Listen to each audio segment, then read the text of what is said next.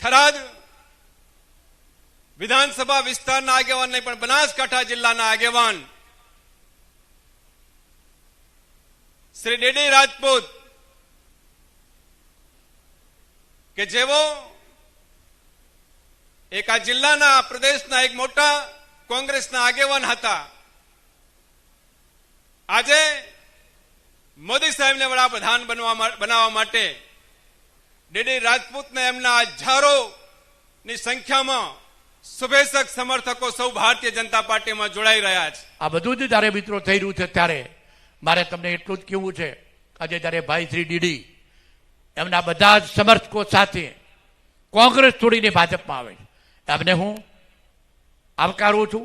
DD Rajput સાહેબ એ મોટા આગેવાન છે,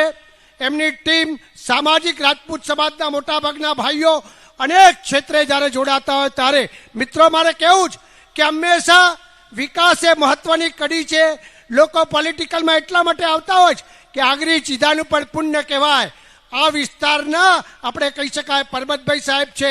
અમારા શંકરભાઈ સાહેબ છે, એમને પણ અનેક આ વિસ્તારના કામ કર્યા છે। ચાહે જીઆરડીસીનું કામ હોય, સાહેબ ચિંતન કરે બંને સાહેબો, જીઆરડીસી આજે મંજૂર કરાવરાઈ, પાણીના પ્રશ્નો હોય કે પછી હેલીપેડ આ વિસ્તારની અંદર થરાદમાં આવે એ પ્રકારની વ્યવસ્થા કરવાના હોય ત્યારે જ્યારે કામ કર્યા છે ત્યારે મિત્રો એટલા માટે બધા લોકો જોડાતા હોય છે કે વિકાસની દિશા દેખતા હોય છે, વિકાસ કઈ બાજુ છે। અને આદરણીય પ્રધાનમંત્રી નરેન્દ્રભાઈ મોદી સાહેબે સંકલ્પ કર્યો છે કે આ દેશ એ 2047 સુધીમાં આત્મનિર્ભર બને, આ દેશ વિશ્વગુરુ બને, આ દેશની ઇકોનોમી ત્રીજા નંબરે પહોંચે અને જે પ્રકારની ભારત પહેલા સોનાની ચીડિયા કહેવાતી હતી એ પ્રકારની વ્યવસ્થા થાય, એ પ્રકારની જ્યારે ગોઠવણી કરી હોય ત્યારે મિત્રો આપ સૌને મારી વિનંતી છે કે આટલી મોટી સંખ્યામાં જોડાના છો ત્યારે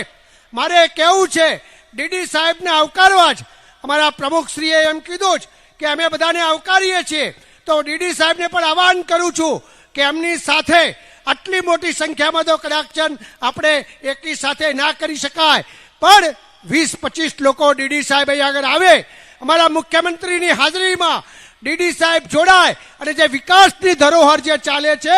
એ ધરોહરમાં આગળ વધે એવી આપ સૌને આપ સમક્ષ જ્યારે જોડાતા હોય ત્યારે હું ખાતરી આપું છું કે ભૂતકાળમાં બેઠેલા અનેક મિત્રો છે જેમને આ વિકાસની ધરોહરમાં જોડાના અને આજે વિકાસ અદ્ભુત રીતે જ્યારે થયો છે ત્યારે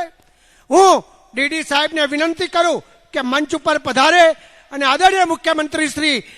ભૂપેન્દ્રભાઈ પટેલ સાહેબના હસ્તે ખેસ પહેરીને અહીં આગળ આવે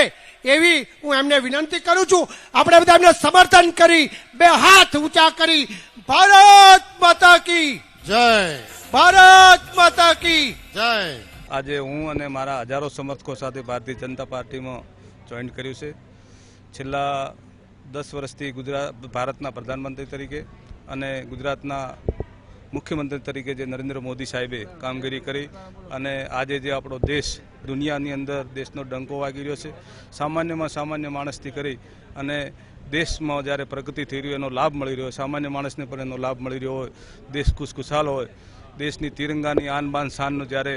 આપણે ગૌરવ સાથે જ્યારે એનું સન્માન કરી રહ્યા હોઈએ ત્યારે હું એનાથી પ્રભાવિત થઈ અને છેલ્લે જ્યારે હજારો વર્ષનું હિન્દુઓનું એક પ્રતિક સમાન રામ મંદિરની પણ પ્રતિષ્ઠા મોદી સાહેબના નેતૃત્વમાં થઈ હોય ત્યારે હું મારા અંતરના આત્માને અવાજને સાંભળી અને ભારતીય જનતા પાર્ટીમાં આજ જોઈન કરી રહ્યો છું। મેં જ્યારે પણ કોંગ્રેસમાં હતો ત્યારે મારી વફાદારીપૂર્વક મારાથી જે કંઈ થયું ત્યારે કોંગ્રેસને મજબૂત કરવા માટે હંમેશા હું કામ કર્યું હતું અને આજે હું જ્યારે ભારતીય જનતા પાર્ટીમાં જોડાઈ રહ્યો છું ત્યારે